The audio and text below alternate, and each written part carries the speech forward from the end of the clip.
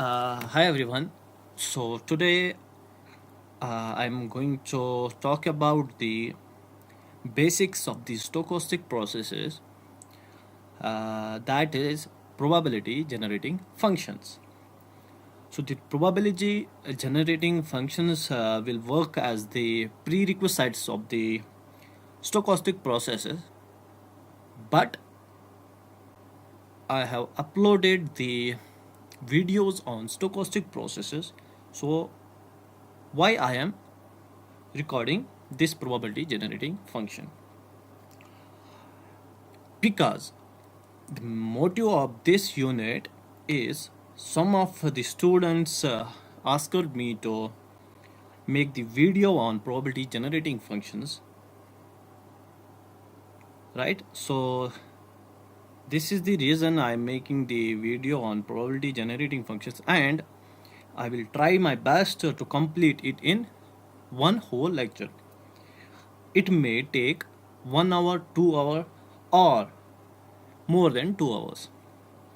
सो इसको अच्छे से देख लेना आप, और इसमें मैं पूरा बेसिक्स, आपका जो स्टोकास्टिक प्रोसेसेस का जो बेसिक्स है वो मैं आपको ख़त्म कर दूँ.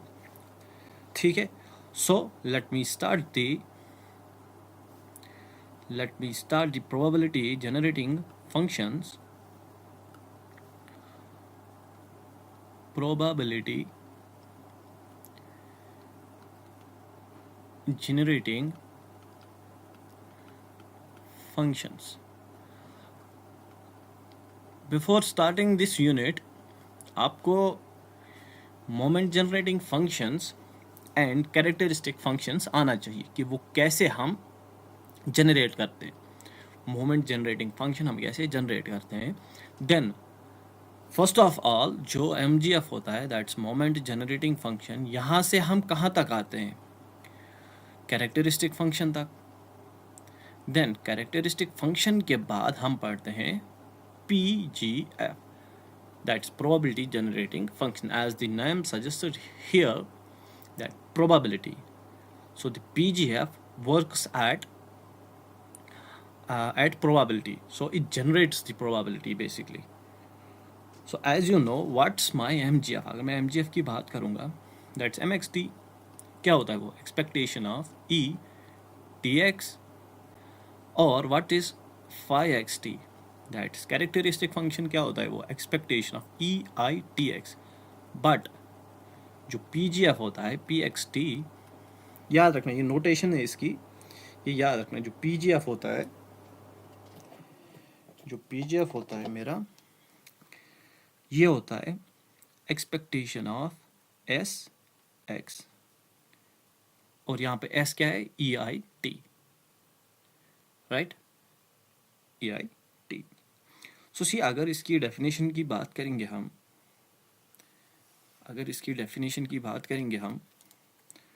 तो सी,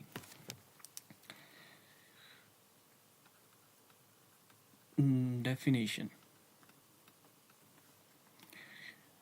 अगर हो सके तो 1.5x स्पीड पे आप देख लेना. ये वीडियो आप 1.5x स्पीड पे आप देख लेना. ठीक है. तो definition is, if A0, A1, A2 up to AN is a sequence of real numbers, and if capital AS, that is equal to A0 plus A1S plus A2S plus A3S up to so on, is equal to summation AI SK. I is equal to 0 to infinity. So this will converge in some interval minus S naught. Capital S is greater than S naught, minus S naught is less than S naught. So what AS represents here? So this AS represents PGF of random variable. So देखो यहाँ पे आपके पास क्या क्या चीज़ें आ गई इस definition में। Random variable, as you know random variable होता क्या है? Those variables which takes the specific value with specific probability, that's real number। तो जो रैंडम वेरिएबल होता है वो बेसिकली एक रियल नंबर ही होता है, राइट। और कन्वर्ज क्या होता है? कन्वर्ज क्या होता है? आपने रियल एनालिसिस में पढ़ा होगा, मैथमेटिकल एनालिसिस में, converge and diverge. Let suppose मैं कह रहा हूँ 1/n limit n tending to infinity, ये कहाँ पे कन्वर्ज करेगा? ये जीरो पे कन्वर्ज करेगा। ये जीरो पे कन्वर्ज करेगा जब हम n टेंडिंग टू इन्फिनिटी को बढ़ाएंगे। तो ये देखो 1/1 plus 1/2 plus 1/3 up to 1 let suppose 1 lakh zeros, मतलब 1 इंटू 1 लाख जीरोस, तो जीरो ही हुआ नहीं, मतलब 1,00,000 या 10 बिलियन थाउजेंड आप ले लो, 1/10 बिलियन थाउजेंड, तो वो कहाँ तक कन्वर्ज करेगा? वो कहाँ तक टेंड करेगा? जीरो को टेंड करेगा। So this is mean by convergence. And divergence limit n tending to infinity n, तो ये कहाँ पे डाइवर्ज करेगा? इन्फिनिटी पे। So this means that this is divergent. So limit does not exist here. Clear है? So अब यहाँ से क्या देखेंगे हम? अगर सीक्वेंस इन्फिनाइट हुआ तो क्या होगा? सीक्वेंस इन्फिनाइट हुआ, ये लिया ना हमने, i is equal to 0 to infinite, तो क्या होगा? When the sequence is infinite, जब ये सीक्वेंस इन्फिनाइट होगा, देन द फंक्शन जो as है ये जनरेट करेगा function of the sequence ai। तो ये इनका एक फंक्शन जनरेट करेगा। Simply as is the function of a0 plus a1s plus a2s up to so on, right. अगर अब सीक्वेंस बाउंडेड है तो हम क्या बोल सकते हैं? अगर सीक्वेंस बाउंडेड है, बाउंडेड क्या होता है? अगर an एक सीक्वेंस है तो बाउंडेड का मतलब क्या होता है? ये किसी, इसका कोई लिमिट पॉइंट होगा। क्लियर है? इसका कोई लिमिट पॉइंट होगा। अब वो लिमिट पॉइंट आपको कैसे मैं समझाऊं? आपने तो रियल एनालिसिस पढ़ा होगा। अब देखो, अगर मैं कह रहा हूँ कि इस सीक्वेंस का लिमिट पॉइंट है, लेट सपोज an मैंने ले लिया 1/n, तो इसका लिमिट पॉइंट क्या होगा? 0 होगा। क्लियर है? अगर मैं ले लूँगा -1 डिवाइड बाई n, इसके लिमिट पॉइंट कितने होंगे? इसका भी 0 ही होगा। अगर मैं ऐसे बताऊँ, अगर मैं कुछ ऐसे बताऊँ जिसका लिमिट पॉइंट, अच्छा, -1/n प्लस -1/2 -1/2, तो इसका लिमिट पॉइंट कितना होगा? ये मेरे पास एक सीक्वेंस है, लिमिट पॉइंट की मैं बात कर रहा हूँ कि बाउंडेड होगा कि अनबाउंडेड। ये तो अनबाउंडेड, ये तो बाउंडेड होगा। अब ये क्या होगा? देखो when n tend to infinity, ये तो 0 पे जाएगा। और ये यहाँ पे दो सीक्वेंस बनेगी। कैसे? a2n plus 1। a2n पे क्या होगा? जब ये इवन होगा तो इसकी वैल्यू कितनी आएगी? 1/2। जब ये ऑड होगा तो इसकी वैल्यू -1/2। तो यहाँ से हमारे पास लिमिट की वैल्यूज कितनी आ गई? 2। दैट इज लिमिट पॉइंट कितने होंगे इसके? 2, -1/2 and 1/2। So this the limit, तो ये बाउंड होगा इसके बीच में। ठीक है? सो नाउ कि बाउंडेड का मतलब तो यही होता है। अब अनबाउंडेड क्या होता है? अगर उसकी लिमिट पॉइंट जो हो वो एग्जिस्ट नहीं कर रहा है, वो इन्फिनिटी है, तो वो अनबाउंडेड सीक्वेंस है। तो देखो यहाँ पे बाउंडेड और अनबाउंडेड का कंसेप्ट क्या है। इफ़, क्योंकि ये आपको कन्वर्जेंस, बाउंडेड, अनबाउंडेड, ये पूरा आपको स्टोकास्टिक में यूज़ होगा। जब हम थ्योरम्स पढ़ते हैं, एबल्स लेमा पढ़ते हैं, कोलमोगोरो इक्वेशंस पढ़ते हैं, तो यहाँ पे इनइक्वालिटीज़ और इनका यूज़ है। If this sequence, let's suppose sequence is an is an क्या है? a1 a2 up to so on is bounded,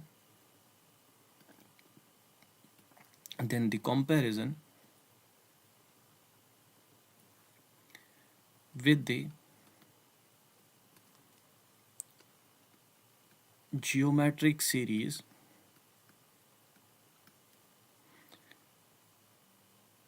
एक मिनट, a1 यहाँ पे स्क्वायर होगा, यहाँ पे क्यूब होगा, तभी तो मैं कह रहा हूँ ये जियोमेट्रिक सीरीज। तो ये तो जीपी है ना। देखो a1 A1S A2S GP series नहीं AGP सीरीज है, क्योंकि इसमें AP सीरीज AP टर्म्स भी है और GP टर्म्स भी है, ठीक है। So geometric series with the geometric series shows that AS converges at least for mod of S less than 1। mod of S क्या है? रेशियो है, कॉमन रेशियो। ये S जो है ये कॉमन रेशियो है, ठीक है। ये जो S है ये कॉमन रेशियो है। सो आई होप कि यहाँ तक आपको क्लियर होगा, ठीक है। Now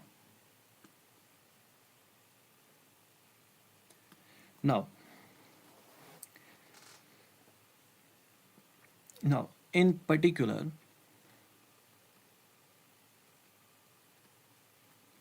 case when AI is the probability that an integral valued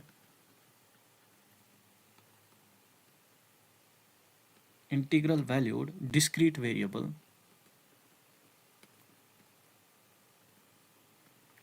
x takes values I such that जो AI होगा ये कौन सी वैल्यूज देगा? पर्टिकुलर वैल्यूज देगा, पर्टिकुलर इंटीग्रल वैल्यूज देगा, सो दैट AI या such that AI is equal to PI that's equal to probability x is equal to I। So I is equal to मतलब वही डिस्क्रीट केस है ये, 0 1 2 up to so on। And as you know that's the axiom of probability, I is equal to 1 to so on, PI is equal to 1, मतलब sum of probabilities is always equal to 1। Clear है? And probability generating function क्या होगा then?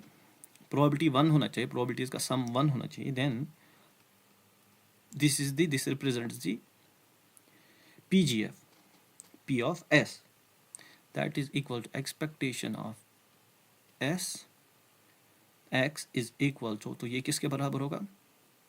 x is equal to 0 to infinity SX into PXX। Clear है? ऐसे हम PGF को खोलेंगे। हमारे पास कोई भी डिस्ट्रीब्यूशन होगा, प्रोबेबिलिटी डिस्ट्रीब्यूशन, तो हमें उसका PGF लिखना होगा। तो हम क्या करेंगे? SX और वो PXX लिखेंगे। This is for discrete। now for continuous, expectation of SX is equal to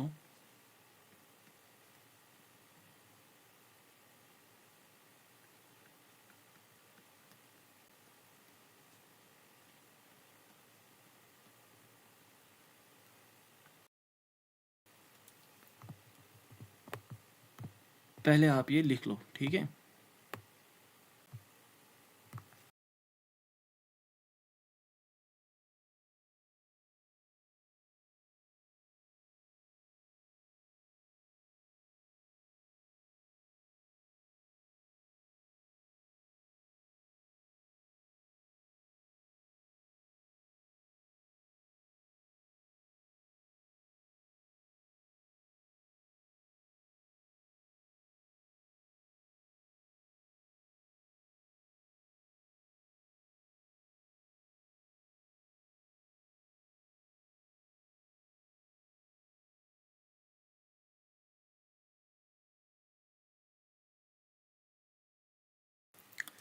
somebody will ask me, sir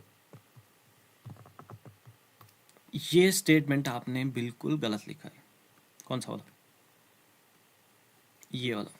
ये मैंने इसीलिए लिखा ताकि आपको याद दिला दूं मैं कि कंटिन्यूस केस में PGF एग्जिस्ट नहीं करता है, क्योंकि मैंने यहाँ पे क्या लिखा? इन पर्टिकुलर केस, ये तो इसका एक पर्टिकुलर केस है PGF का, कि ये ओनली वैलिड है जब हमारे पास प्रोबेबिलिटीज क्या होंगी? डिस्क्रीट होंगी, प्रोबेबिलिटी वैल्यूज डिस्क्रीट होंगी।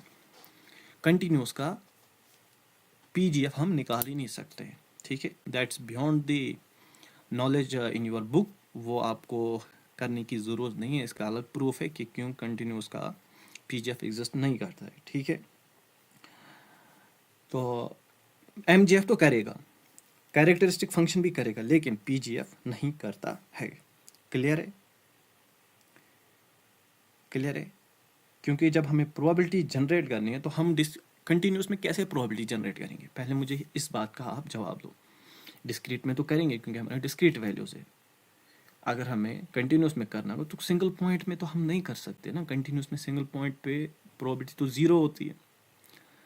तो that is some to some extent this statement is partially true. Clear है? बस ये याद रखना है आपको कि किस केस में, कंटिन्यूस के केस में पीजीएफ एग्जिस्ट नहीं करता है। क्लियर है? नाउ आगे देखते हैं।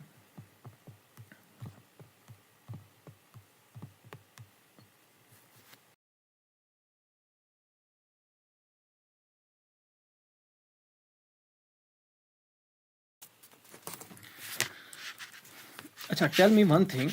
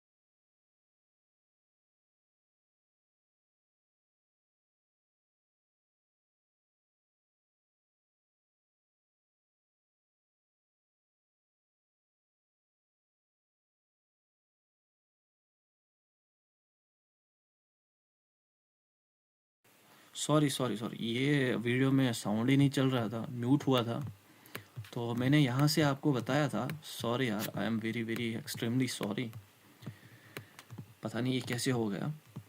हाँ, यहाँ पे था मैं। I am very very sorry यार, सॉरी सच में। हाँ, तो यहाँ पे मैंने कहा था कि कंटिन्यूस के केस में पीजीएफ एग्जिस्ट नहीं करता है। क्यों नहीं करता है? क्योंकि we can not form distribution at single point, we cannot find probability at single point। तो मैंने यहाँ पे जो इसका केस लिया, this is the particular case for PGF, कि पीजीएफ में क्या होना चाहिए। थोड़ा सा जूम कर लेता हूँ मैं।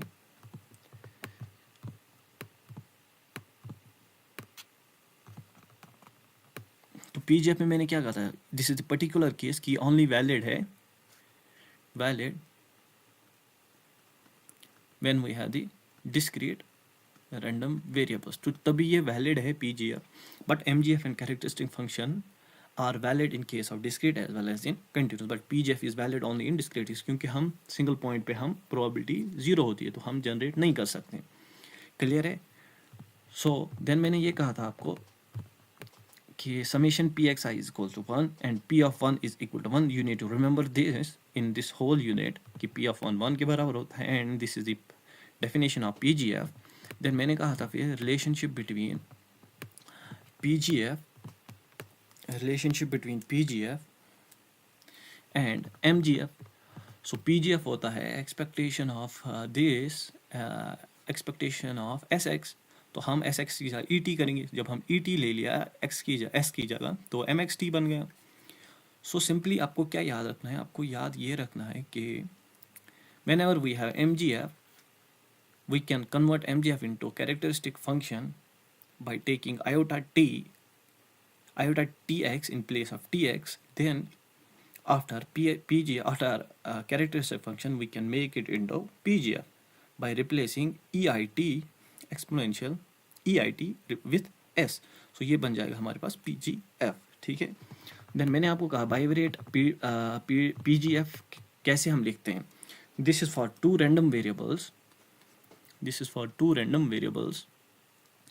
And px1, x2, s1, s2, इसको हम ऐसे रिप्रेजेंट करते हैं। ठीक है, देन इस यहाँ से हम मार्जिनल कैसे निकालते हैं, put s2 is equal to 1 तो हमें x1 का मार्जिनल निकलेगा। Put x1 is equal to 1, we will get PGF of x2। So फिर मैंने कहा था कि यहाँ पे केस है when x1 and x2 are independent then this holds. यहाँ हम ऐसे भी बोल सकते हैं, if px1 x2 s1 s2 is equal to px1 in product of marginals, तो ये इंडिपेंडेंस प्रॉपर्टी कहलाती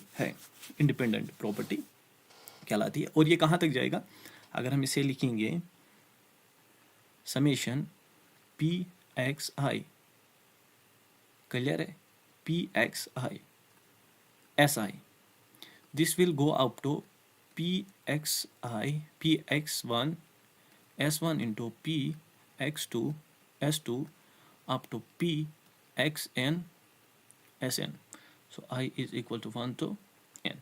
clear? This is the generalization of this। I am extremely sorry कि म्यूट हुआ था, उसके लिए मैं आई एम अपोलोजाइजिंग कि गलती से हुआ था, तो वो 5, 10, 15 मिनट शायद था।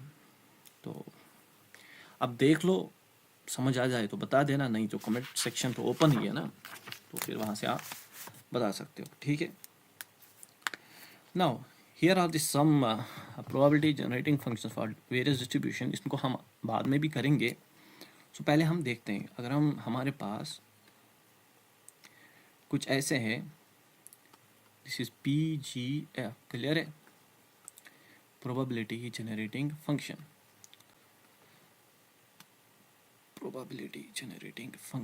so if x is discrete random variable, that is xi I is equal to 0 1 2 up to so on, clear है। तो हम PGF को पी एक्स, एस को ऐसे भी लिख सकते हैं, summation s i p x is equal to 1। Clear है? और यहाँ से पी एक्स 1 मैंने अभी कहा था वो 1 के बराबर होगा। What if x follows binomial n gamma p, then p x s will be, क्या होगा, क्या होगा बाइनोमियल के केस में?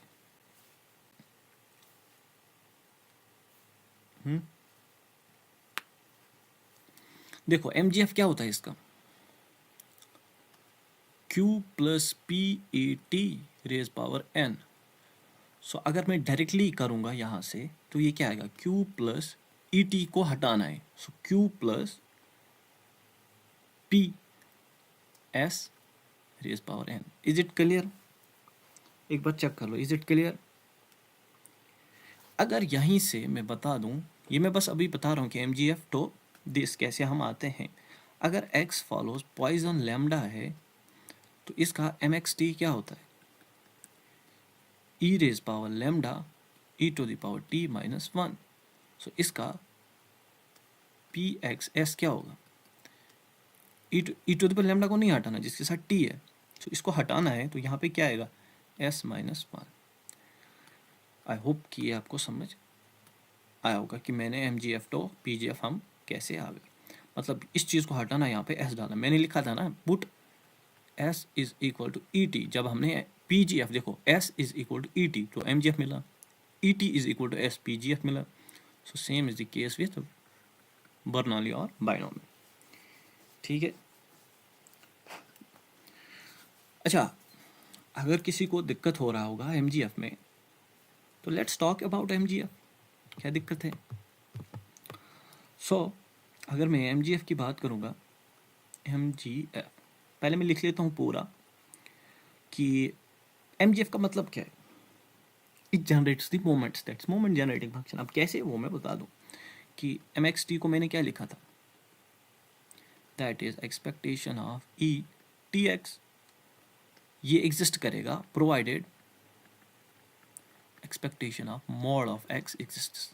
अगर एक्सपेक्टेशन डाइवर्जेंट है तो एम जी एफ कभी एग्जिस्ट नहीं करेगा।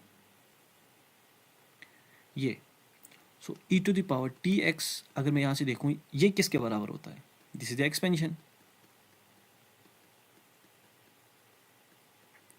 Upon 2 factorial upon so on. So differentiate अगर हम करेंगे m x t with respect to t तो हमें क्या मिलेगा, m this m x m dash x t that is equal to क्या होगा, ये e to the power tx as it is, क्योंकि differentiation of exponential is exponential. Now put t is equal to 0 तो ये क्या मिला, e raised power 0 is 1। so this is true, this is true। mgf तब exist करेगा जब m x t dash is equal to 1 at t is equal to 0। जब ये condition hold होगी तब mgf एग्जिस्ट करेगा। क्लियर है? अब देखो, अब मैं आपको एक चीज़ बताता हूँ, let suppose x follows Poisson lambda. देखो यहाँ से मोमेंट्स कैसे जनरेट होगा, तो इसका mgf क्या है, e to the power lambda e to the power t minus 1। Clear है? नाउ mxt निकालो, so e to the power lambda as it is e to the power t का e to the power t plus e to the power lambda का 0। Wait a minute, ये तो इसी के साथ है ना, शिट क्योंकि this is e to the power t minus 1, ये तो इसी के साथ है। सो अगर मैं ऐसे लिखूँ e to the power lambda e to the power t minus 1 is equal e to the power lambda t minus e to the power lambda. क्या ये क्लियर है? यस बिल्कुल क्लियर है। सो डिफरेंशिएट करेंगे हम m x dash t that is equal to e to the power lambda t और अच्छा M x 0 क्या होगा, सो माइनस होगा 9. सो ई लैम्डा टी, इसका तो 0 ही होगा ना, ई लैम्डा टी और लैम्डा टी का लैम्डा. क्लियर है? So see M dash t हमें देता है expectation when t is equal to 0. ये तो कंडीशन है, but when t is equal to 0 यहाँ से क्या मिला हमें? Lambda. So expectation of x is equal to lambda, मतलब mean is equal to lambda. किसका? किसका? पॉइजन का. क्लियर है? इतना क्लियर है? बिल्कुल. नाउ नाउ इसके बाद हम क्या करेंगे?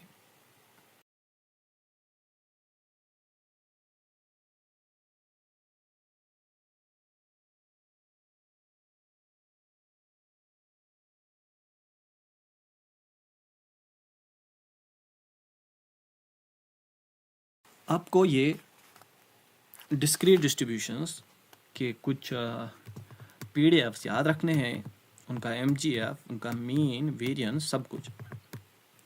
सो इसको हम ऐसे लिखते हैं कि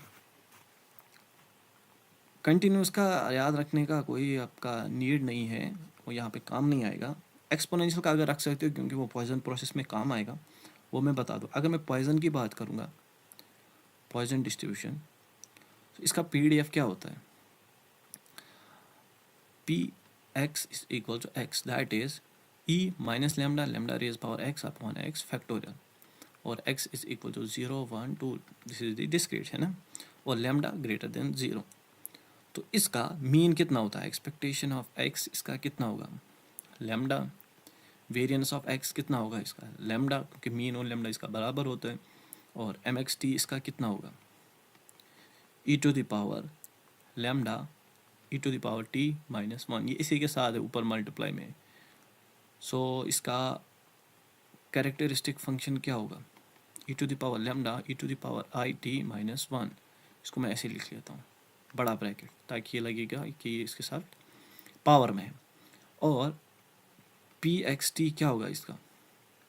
ई to the power lambda s minus 1. Clear है? ना दूसरा जो हमारे पास है दैट इज बाइनोमियल. बाइनोमियल या बर्नौली ले लो.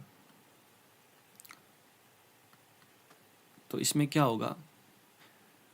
P x n c x p x q n minus x, where x takes value 0 1 2 up to so on, and p plus q is equal to 1 and p greater than 0, या summation या p greater than 0, या ऐसे ही ले लो, p greater than 0 and p less than 1. similarly with q greater than 0, q less than 1.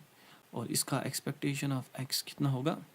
np, variance of x np q. अगर मैं मैंने तो binomial का लिखना था लिखना था बाइनोमियल का, मैंने बर्नौली का लिखा. बाइनोमियल डिस्ट्रीब्यूशन, क्योंकि that is a special case of binomial distribution. इसका याद रहा तो उसका भी याद रहा, उसका याद रहा इसका भी याद रहेगा. तो इसका m x t q plus p e t raise power n, तो 5xt that is q plus p e i t n. So p of s q plus p s n. तो हो गया ये. ज़्यादातर आपको इन्हीं दो का काम करना है पीजीएफ में जो आपके सिलेबस में है. और मैं जियोमेट्री का भी बता देता हूँ. नेगेटिव बाइनोमियल का देख लेना आप कि this is the p q x. So x is equal to 0 1 2 up to so on. So इसमें प्रोबेबिलिटी भी वही होगा. और एम एक्स टी इसमें क्या होगा? That is p 1 minus q e t, and then 5xt इसमें क्या होगा? P 1 minus q e i t. Then p of s क्या होगा? पी क्यू ई इसकी जगह s t, 1 minus q e i s t, 1 minus q s t. और इसका expectation of x कितना होता है 1 बाई पी, और variance of x 1 by p square. Clear है यहाँ तक? 1 2 3 डिस्ट्रीब्यूशन आप लिख लो।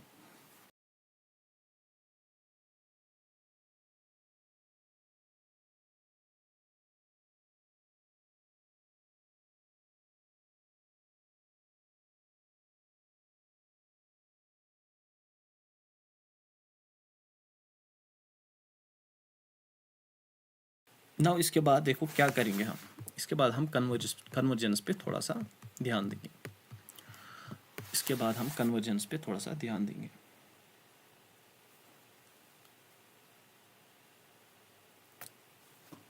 कन्वर्जेंस पे थोड़ा सा ध्यान देंगे। तो सी कन्वर्जेंस क्या कहता है हमें।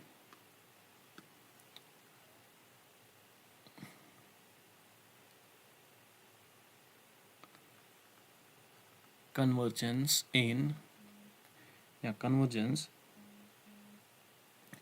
of sequence of random variables. So this topic I am assuming that you people have already learned it in your previous semesters, क्योंकि ये पहले पढ़ाया जाता है। तो देखते हैं क्या है ये, और इसमें हम क्या करेंगे। तो सी, इसमें हमारे पास पहला जो है वो आता है कन्वर्जेंस इन प्रोबेबिलिटी। अब ये कन्वर्जेंस इन प्रोबेबिलिटी क्या चीज़ है, चलो इसे समझते हैं। कन्वर्जेंस इन प्रोबेबिलिटी सिंपली हमें कहता है कि एक्स एन हमारे पास सीक्वेंस ऑफ रैंडम वेरिएबल्स है, ये कन्वर्ज करेगा एक्स पे, किसी और रैंडम वेरिएबल पे इन प्रोबेबिलिटी। मतलब x n is equal to x1 plus x2 up to xn, let's suppose this.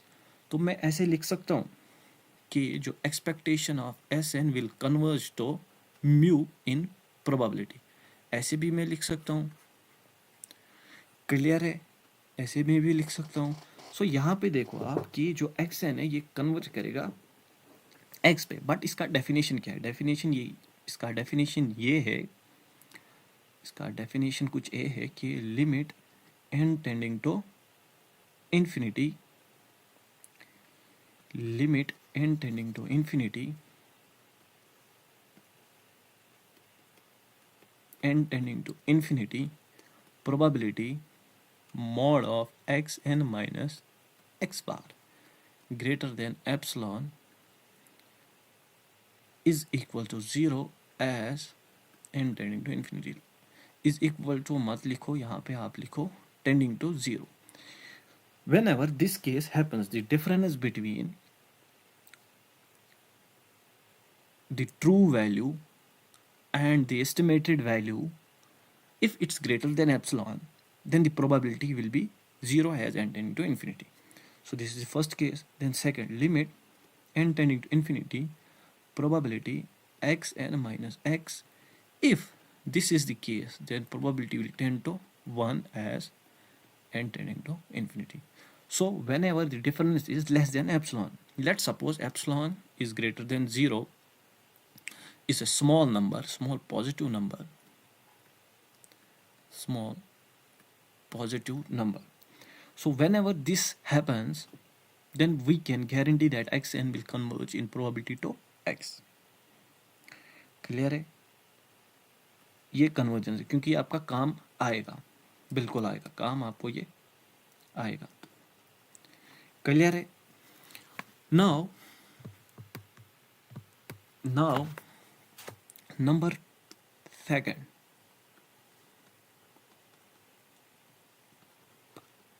almost sure convergence. Almost sure, sure is certain. Certain means the probability will be equal to 1. So whenever this happens, that xn converges to x in almost surely, This happens provided limit n tending to infinity xn is equal to x, that sum of the random variables is equal to x, and the limit of this will be equal to 1, then we say that xn will converge x in almost surely. Then number 3, convergence in distribution. So convergence in distribution gives us the idea of CDF. CDF of n random variables will be equal to CDF of a single random variable. That is limit n tending to infinity the CDF of xn, if this is equal to CDF of single random variable, then we say that xn will converge to x in distribution. And remember one thing: if convergence in probability exists, if this exists, this will imply that xn will automatically xn will converge in distribution automatically, क्योंकि probability implies distribution. This is the property. अब ये topic समझने के लिए आपको FMS खोलनी तो पड़ेगी, लिमिट थ्योरम्स तो पढ़नी पड़ेगी, वो आप देख लेना वहाँ से, क्योंकि हम ज़्यादा डिटेल में यहाँ पे नहीं जाएंगे, क्योंकि उतना डिटेल में आपको काम भी नहीं है, बस पता होना चाहिए। क्लियर है? पहले आप लिख लो ये जो मैंने यहाँ तक अभी तक लिखा है।